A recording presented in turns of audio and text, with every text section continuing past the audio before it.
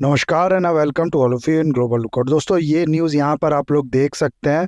काफ़ी important news है। मैं ऐसा कहूँगा यहाँ पर कि पाकिस्तान जो है वो अपना पहला शिपमेंट रशियन क्रूड ऑयल का रिसीव कर चुका है अंडर डिस्काउंटेड डील।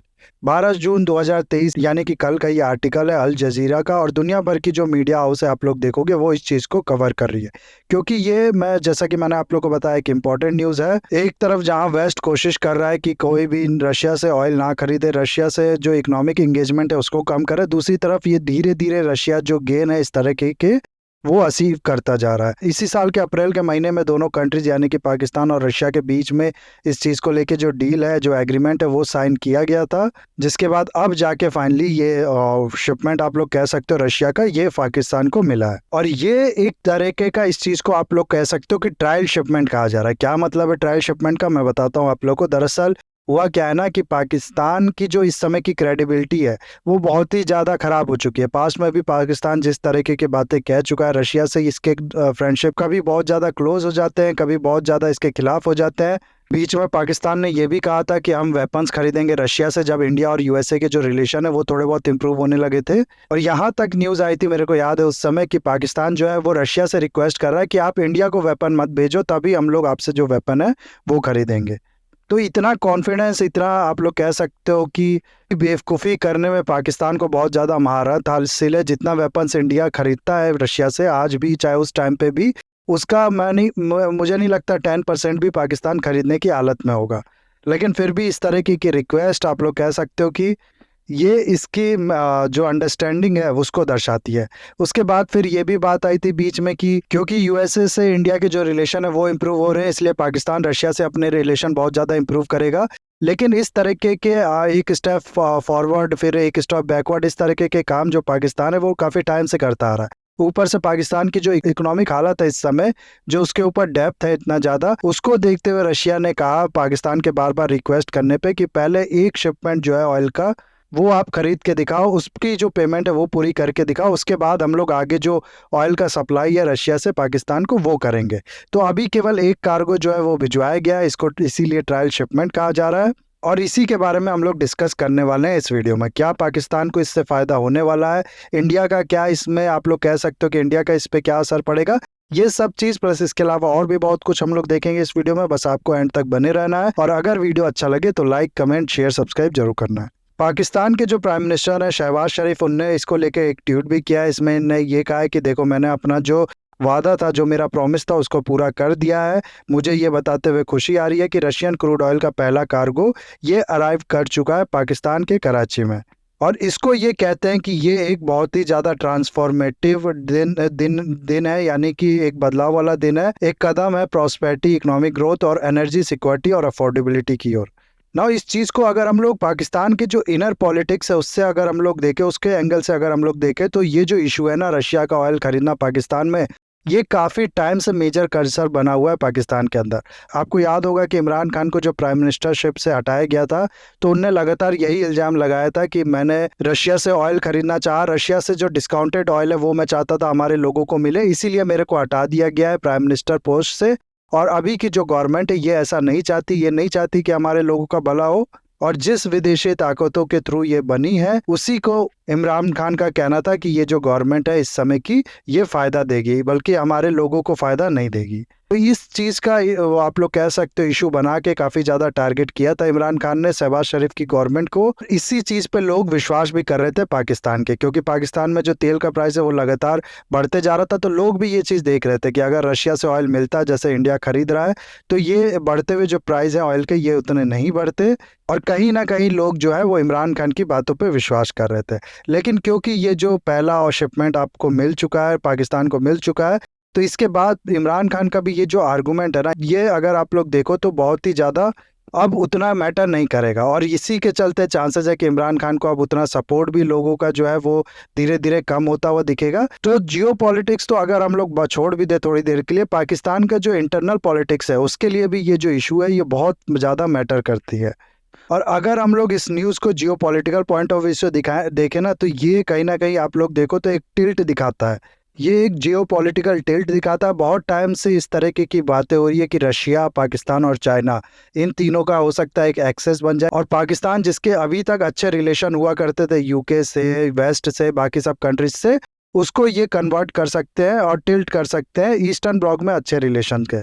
और इसके बाद होगा क्या कि इंडिया जिसके अच्छे रिलेशन हुआ करते थे रशिया से, और फिर ईरान से भी, थोड़े बहुत सऊदी कंट्री से भी, ईस्टर्न ब्लॉक से जिसके आप लोग कह सकते हो अच्छे रिलेशन हुआ करते थे, उसका आप लोग थोड़ा बहुत टिल्ट देखोगे वेस्टर्न साइड में। हालांकि इंडिया ये नहीं करना चाहता। बहुत टाइम से आप लोग देख रहे होगे इंडिया जो है वो एक तरीके से न्यूट्रलिटी बना के रखना चाहता है, लेकिन उसके बाद हाल के जो डेवलपमेंट्स हुए उसमें आप लोग को देखते हुए ऐसा समझ सकते हो कि कहीं ना कहीं ये मजबूरी बन जाएगी इंडिया की कि थोड़ा बहुत जो टिल्ट है इंडिया को वो दिखाना पड़ेगा वेस्ट की ओर, क्योंकि रशिया अगर सपोर्ट कर रहा है पाकिस्तान को, हालांकि ये जो ऑयल का ट्रेड है इससे ये नहीं कह सकते कि रशिया सपोर्ट कर रहा है पाकिस्तान को, लेकिन वन ऑफ दी जो प्रिडिक्शन है इस ऑयल के ट्रेड से, या फिर बाकी जो न्यूज़ आई है, जैसे कि हाल में एक न्यूज़ आई थी कि पाकिस्तान जो है वो ब्रिक्स को ज्वाइन करना चाहता है, फिर एससीओ का तो वो मेंबर है ही, और इंडिया ने हाल में ही एससीओ की जो मीटिंग थी उसको कैंसिल करके वर्चुअली कर दी है।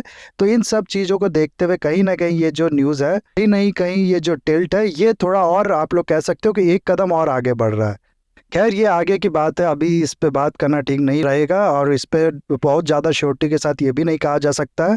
लेकिन ये जो शिपमेंट पाकिस्तान ने खरीदा है रशिया से, ऐसा नहीं है कि इसका सिर्फ फ़ायदा ही होगा पाकिस्तान को। पाकिस्तान का ये जो गैम्बल है ना रशियन ऑयल के साथ, इसके कई कॉन्सिक्वेंसेस भी, या फिर आप लोग कह सकते हो कि नेगेटिव साइड भी हो सकते हैं। हालांकि थोड़ा बहुत इसको पैसे में फ़ायदा मिलेगा। जो ये ऑयल है ये डिस्काउंटेड रेट पे है, जो ब्रेंट क्रूड ऑयल है इस समय उससे काफ़ी ज़्यादा सस्ता है, या बाकी भी जो ऑयल के आप लोग कह सकते हो कि स्टैंडर्ड से उससे काफ़ी ज़्यादा सस्ता है रशिया का जो ऑयल है वो। लेकिन इसका बाकी जो इसका इफेक्ट होगा ना उसको अगर आप लोग देखो तो आज भी आप लोग को पता होगा कि जो वेस्टर्न कंट्रीज है वो, और यूएसए की जो कंट्री है, ये नहीं चाहती कि ज़्यादा से ज़्यादा जो कंट्री है वो रशिया के साथ अपने इकोनॉमिक इंगेजमेंट बढ़ाए। हालांकि इन लोग ने प्राइस कैपिंग की जो पॉलिसी है वो ये लोग सामने लेके आए थे कि $60 से नीचे जो ऑयल अगर रशिया का बिकता है तो वो ठीक है, लेकिन उससे ऊपर अगर कोई कंट्री खरीदती है तो उसके लिए फिर प्रॉब्लम होगी। उसको साथ ये लोग जो कह सकते हो आप लोग इंश्योरेंस वगैरह नहीं देंगे, और हो सकता है उसके अगेंस्ट में एक्शन भी ले। ऐसे में ये पाकिस्तान और रशिया का जो ऑयल डील है ना, इसका जो प्राइस है, इसका जो रेट है कि किस रेट पे पाकिस्तान ये खरीद रहा है, ये रिवील नहीं किया गया है। रशिया चाहेगा भी नहीं कि ये लोगों के सामने आए, क्योंकि हो सकता है अगर रशिया ने ज़्यादा डिस्काउंट दिया होगा पाकिस्तान को तो बाकी कंट्रीज भी उसे लगेगा कि फिर वो भी डिस्काउंट मांगने लगेंगी। तो इसलिए ये लोग चाहेंगे नहीं कि ये पाकिस्तान जो है इस चीज़ को रिवील करे, या फिर कोई भी इस चीज़ को रिवील करे। और पाकिस्तान भी नहीं चाहेगा, क्योंकि इसको डर होगा कि वेस्टर्न कंट्रीज जो है वो कुछ एक्शन ले सकती है, या फिर ऐसे भी अगर आप लोग देखो ना तो ये लोग उतना ज़्यादा ट्रांसपेरेंसी इस पे मुझे नहीं लगता मेंटेन करके चलेंगे आगे। और इसकी वजह से होगा क्या कि इसकी वजह से वेस्टर्न कंट्रीज़ हो गई या फिर यूएसए हो गई, इनके सैंक्शंस का जो कॉन्सिक्वेंसेज है वो बना रहेगा हमेशा पाकिस्तान पे। कहीं भी सैंक्शन अगर आप लोग बात करें तो बाकी जो हेल्प मिलती है पाकिस्तान को इनसे, उसके चांसेस है कि वो कहीं ना कहीं आप लोग देखोगे तो कम होंगे।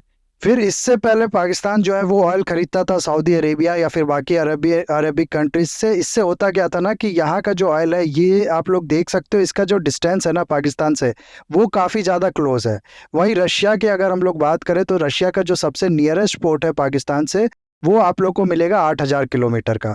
और सऊदी अरेबिया से जो यूएई के थ्रू ऑयल आता था ये आप डिस्टेंस पड़ती थी पाकिस्तान को लगभग 1300 किलोमीटर से 1500 किलोमीटर का। तो इसकी वजह से जो ट्रांसपोर्टेशन कॉस्ट है वो आप लोग कह सकते हो कि 3 से 4 गुना ज़्यादा बढ़ जाएगी अभी जो ऑयल खरीदता है पाकिस्तान सऊदी अरेबिया से उसके कंपैरिजन में। तो थोड़ा बहुत जो प्रॉफिट होगा ऑयल के प्राइस कम होने की वजह से वो बहुत हद तक इसमें आप लोग कह सकते हो कि कंपेंसेट हो जाएगा। बहुत ज़्यादा कंपेंसेट नहीं होगा, लेकिन कहीं ना कहीं थोड़ा बहुत ये वो जो प्रॉफिट है उसको कम कर देगा। इसके अलावा ये जो सऊदी अरेबिया वाला ऑयल मिलता था पाकिस्तान को, ये मिलता था रिफाइंड ऑयल, क्योंकि पाकिस्तान के पास रिफाइनरी कोई बहुत ही ज़्यादा नहीं है, बहुत ही ज़्यादा इसकी जो कैपेबिलिटी है ऑयल को रिफाइन करने की वो नहीं है। इसीलिए जो सऊदी अरेबिया वो डायरेक्टली इसको रिफाइंड ऑयल सेल करता था, और बाकी भी अरेबिक कंट्री जहाँ से भी ये ऑयल खरीदता था तो उनसे रिफाइंड ऑयल ही ज़्यादा खरीदता था। जबकि रशिया के साथ ये जो डील है इसमें आप लोग देख सकते हो साफ लिखा है कि ये क्रूड ऑयल का सप्लाई किया है रशिया ने। तो मुझे नहीं पता कि ये क्रूड ऑयल का पाकिस्तान आखिर करेगा क्या। बीच में ये सुनने को आ रहा था कि जो क्रूड ऑयल है ये ब्लेंडेड क्रूड ऑयल रशिया है जो है वो सप्लाई करेगा, जिसमें बहुत ज़्यादा रिफाइनरी का जो प्रोसेस है वो नहीं लगेगा, लेकिन उसके बाद भी जो क्रूड ऑयल है उसको थोड़ा बहुत तो रिफाइन करना ही पड़ेगा। और यहाँ पर एक बहुत ही ज़्यादा आप लोग कह सकते हो कि लैक ऑफ इंफॉर्मेशन है कि पाकिस्तान आखिर इस चीज़ का करेगा क्या। ये जो सस्ता क्रूड ऑयल मान लो वो खरीदता है भी, तो ये रिफाइन कैसे कर पाएगा वो। और मान लो रिफाइन अगर वो कर भी लेता है, उसके पास जो इक्का दुक्का रिफाइनरी है उसके अंदर, तो इसका भी कॉस्ट पड़ेगा। लगभग $4 पर बैरल का जो कॉस्ट है वो पड़ेगा पाकिस्तान को इसमें, इसको रिफाइन करने के लिए। रिफाइनरी तक लेके जाना और फिर रिफाइनरी से वापस पंप्स तक लेके जाना, इसका अलग ट्रांसपोर्टेशन कॉस्ट पड़ेगा। जबकि सऊदी का जो ऑयल होता था उसको ये सब नहीं था, वो रिफाइंड ऑयल ही आता था, ये सीधे पंप में पहुंचा दिया जाता था। ये भी एक्स्ट्रा कॉस्ट पाकिस्तान को पड़ेगा। उसके अलावा अगर आप लोग देखो ना, रशिया का जो उराल क्रूड ऑयल है उससे 50% फर्नेस ऑयल बनता है, जिसका इस्तेमाल होता है पावर जनरेशन यानी इलेक्ट्रिसिटी जनरेशन वगैरह में। और बाकी फिर सिर्फ 32% ऑयल जो होता है इसका, उससे डीजल का प्रोडक्शन होता है। और वही अरेबिक ऑयल जो था उससे आप लोग कह सकते हो कि 45% डीजल का प्रोडक्शन होता था और सिर्फ 25% जो फर्नेस ऑयल है उसका प्रोडक्शन होता था। अब पाकिस्तान का जो ऑयल का कंजप्शन है उसका पैटर्न अगर आप लोग देखो तो पाकिस्तान में सिर्फ 15% पावर जनरेशन के लिए फर्नेस ऑयल जो है उसको इस्तेमाल किया जाता है। और ट्रांसपोर्टेशन नीड जो है पाकिस्तान की, उसके लिए ज़्यादा ऑयल का इस्तेमाल किया जाता है। अराउंड 39% पाकिस्तान जो ऑयल यूज़ करता है वो ट्रांसपोर्टेशन के लिए यूज़ करता है। तो ऐसे में आप लोग कह सकते हो कि ये जो रशियन ऑयल पाकिस्तान खरीद रहा है ये उतना फ़ायदेमंद होगा नहीं पाकिस्तान के लिए, क्योंकि 50% जैसा कि मैंने आप लोग को बताया इससे फर्नेस ऑयल जनरेट होता है। और फर्नेस ऑयल का उतना इस्तेमाल पाकिस्तान में है नहीं। पाकिस्तान में कोल्ड बेस्ड पावर जनरेशन जो है वो ज़्यादा है। पाकिस्तान की जो ऑयल की मेन नीड है वो ट्रांसपोर्टेशन के लिए, जैसा कि मैंने आप लोग को बताया, बहुत कम रिजल्ट करती है रशिया का जो ऑयल है उससे। तो ऐसे में कहा जा सकता है कि पाकिस्तान जो है वो खरीदेगा सस्ता रशियन ऑयल, लेकिन वो चीज़ खरीदेगा ये जिसका उसको उतना इस्तेमाल नहीं है। फिर एक इशू इसके पेमेंट को लेके भी उठाया जा रहा है। बहुत से लोग इसमें आप लोग को ये बोलते हुए मिल जाएंगे कि इंडिया के साथ जो प्रॉब्लम है पेमेंट को लेके, पाकिस्तान को वो प्रॉब्लम ना हो, क्योंकि इंडिया जाहिर सी बात है जो चाइनीज़ करेंसी है युआन, उसमें पेमेंट नहीं करना चाहता है। लेकिन जो पाकिस्तान है उसको जाहिर सी बात है इससे कोई कंस्ट्रेंट होगा नहीं, वो चाहेगा तो युआन में भी पेमेंट कर देगा। और दूसरी बात ये कही जाती है कि पाकिस्तान के पास ऑलरेडी जो डॉलर्स है वो कम है। तो ये आर्गुमेंट दिया जाता है कि ये कहने के लिए कि पाकिस्तान को जो पेमेंट है उसमें इसमें आसानी मिलने लगी वाली है, उसमें एक एज पाकिस्तान को, एक फ़ायदा पाकिस्तान को मिलेगा। लेकिन मैं आपसे ये पूछना चाहता हूँ कि मान लो ठीक है ये बात सच है कि पाकिस्तान के पास जो डॉलर है वो नहीं है, लेकिन पाकिस्तान के पास बाकी करेंसी भी, जैसे कि रशिया का रूबल या फिर यूएई का दिरहम या फिर चाइना का युआन, जिसमें रशिया जो पेमेंट है वो चाहता है, वो कहाँ ही अवेलेबल है। ऐसा तो है नहीं कि इसका भंडार पड़ा है पाकिस्तान के पास, डॉलर भले कम है पाकिस्तान के पास, और ना ही पाकिस्तान बहुत जब बड़े कुछ चीज़ एक्सपोर्ट करता है इन कंट्रीज़ को जिसकी वजह से इनको फ़ायदा मिलने वाला है। उसकी वजह से ये जो करेंसी है पाकिस्तान के पास आएगी। तो इसमें भी जो कहा जा रहा है ना, जो लोग आप लोग को बोलते हुए दिख रहे हैं कि ये फ़ायदा पाकिस्तान को मिलेगा, ये भी आप लोग कह सकते हो एक तरीके का झूठ ही है। जबकि यहाँ मैं आप लोग को बताऊँ ना कि सऊदी के साथ पाकिस्तान के बहुत अच्छे रिलेशन थे, इसीलिए सऊदी अरेबिया या बाकी भी अरब कंट्रीज जो थी, ये जो ऑयल सप्लाई करती थी पाकिस्तान को, ये बहुत ज़्यादा क्रेडिट पे कर दिया करती थी। यानी कि बाद में आराम से पाकिस्तान इसके लिए जो पेमेंट है वो धीरे धीरे करता रहता था। जबकि रशिया, हम लोग जानते हैं कि इसकी जो इकोनॉमी है वो ऑलरेडी बहुत ज़्यादा डाउन हो चुकी है। और जैसा कि मैंने ये बताया, ये एक तरीके का ट्रायल शिपमेंट है। खाली पहला शिपमेंट रशिया ने देखने के लिए पाकिस्तान को भिजवाया है कि वाकई में सीरियस है कि नहीं ऑयल खरीदने के लिए। तो ऐसे में मुझे नहीं लगता जितना टाइम सऊदी अरेबिया पेमेंट के लिए दिया करता था पाकिस्तान को, उतना टाइम रशिया दे पाएगा पाकिस्तान को। तो ये जो क्रेडिट की फैसिलिटी उल्टा मिलती थी पाकिस्तान को अरब कंट्रीज से, वो भी कहीं ना कहीं इसका जो लेके कम हो जाएगी। तो ये जो चीज़ें हैं ना, ये प्रॉब्लम पाकिस्तान की कहीं ना कहीं बढ़ाने ही वाली है आने वाले टाइम में, ऐसा हम लोग प्रिडिक्ट कर सकते हैं। एंड लास्ट में यहाँ पर ये बताना चाहता हूँ आप लोग को कि पाकिस्तान का आईएमएफ के साथ डील था कि आईएमएफ जो है वो पाकिस्तान को 6.5 बिलियन यूएस डॉलर का जो लोन है वो देगा, जिसमें से काफ़ी ज़्यादा लोन जो है वो आईएमएफ ने दे दिया है। एक लास्ट ट्रांचे जो है 1.1 बिलियन का, वो आईएमएफ ने रोक के रखा है। क्यों ये रोक के रखा है? अलग अलग रीज़न जो है आईएमएफ की तरफ से दिए जाते हैं कि पाकिस्तान ने पूरा रिफॉर्म, जो कंडीशन हमने लगाई थी पाकिस्तान पे, वो उसने नहीं अपनाया है, जिसके लिए पाकिस्तान कई टाइम से लगा हुआ है कि आईएमएफ से रिक्वेस्ट कर रहा है कि ये जो ट्रांचे इसने रोक रखा है उसको रिलीज़ कर दिया जाए। अब हो सकता है इसकी वजह से, रशिया से ऑयल खरीदने की वजह से, यूएस से हो गया, बाकी कंट्रीज हो गई, इनका जो आप लोग कह सकते हो कि इन्फ्लुएंस है बड़े बड़े मल्टीलेटरल इंस्टीट्यूशंस पे, उसका इस्तेमाल करके इस तरीके की चीज़ें जो है पाकिस्तान को कि लोन ले लेना या बाकी भी जो फैसिलिटी पाकिस्तान को मिल जाती है उसको कहीं ना कहीं ये रुकवा दे आगे। अभी ये नहीं करेगा यूएसए, जाहिर सी बात है कि अभी ये एक शिपमेंट खाली मिला है पाकिस्तान को, लेकिन जैसा कहा जा रहा है कि आने वाले वीक्स में बहुत ज़्यादा ये जो ट्रेड है ये बढ़ेगा दोनों कंट्रीज़ के बीच में। तो उसके बाद फिर ये हो सकता है ऐसा कर डिसीजन लिया जाए वेस्टर्न कंट्रीज़ द्वारा या यूएसए द्वारा। तो ये सब इसके साइड इफेक्ट भी है, लेकिन जियोपॉलिटिकल पॉइंट ऑफ व्यू से आप लोग देख सकते हो कि ये जो चीज़ है ना ये दर्शाती है कि पाकिस्तान और रशिया ये धीरे धीरे और भी ज़्यादा क्लोज आते जा रहे हैं। हाल में ही रशिया के जो फॉरेन मिनिस्टर्स थे सरगेई लावरोव, इनने एक इंटरव्यू में ये स्टेटमेंट दिया था कि पाकिस्तान रशिया दोस्ती जिंदाबाद। और इस चीज़ से इंडिया को हालांकि कहा तो ये जा रहा है कि इंडिया इससे अनअफेक्टेड रहेगा, इंडिया को इससे कोई कंसर्न नहीं है, लेकिन मैं कहूँगा कि इस चीज़ से इंडिया को कंसर्न होना चाहिए। आप जियो पॉलिटिक्स में जियो शब्द की अगर इम्पोर्टेंस को अंडरमाइन कर देते हैं तो इसका बहुत बड़ा जो नुकसान है वो झेलना पड़ता है। जियोग्राफिकल क्लोज कंट्री से हम लोग अपने रिलेशन बिगाड़ के किसी दूर की सुपर पावर से आप लोग कह लो या किसी दूर की कंट्री से आप लोग कह लो अपने रिलेशन इंप्रूव करके कोई खास फ़ायदा नहीं ले सकते हैं। जो आसपास की कंट्री है इससे भी हमारे रिलेशन जो है वो इम्प्रूव होने चाहिए, जिसका फ़ायदा हम लोग को मिलता है, और सिर्फ मिलता है नहीं, मिला है अभी पास्ट में। 1971 में हम लोग ने देखा कि पाकिस्तान के जो रिलेशन है वो यूएसए हो गया या फिर यूके हो गया, इन सबसे अच्छे थे, जो कंट्री बहुत ज़्यादा दूर है।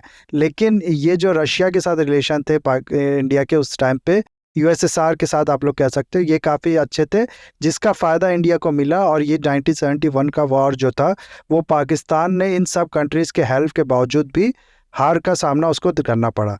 तो इस चीज़ से इंडिया को सीखना चाहिए, और इंडिया को चाहिए कि जो ईस्टर्न ब्लॉक है इसमें अपनी पकड़, इसमें अपनी लॉबिंग, इसमें अपने रिलेशन जो है वो मजबूत करके रखे। उसके बाद सेकंड प्रायोरिटी होनी चाहिए ये जो वेस्टर्न कंट्रीज़ है या दूर की जो कंट्रीज़ हैं वो। तो ये था मेरे व्यूज़ गाइज, आपके क्या व्यूज़ है ये मेरे को बताइएगा इस कमेंट में। बाकी इस वीडियो को मैं यहाँ पर करता हूँ ख़त्म। आई होप वीडियो आपको अच्छा लगा होगा। इसे लाइक, कमेंट, शेयर, सब्सक्राइब जरूर कीजिएगा। That's all, have a nice day, take care.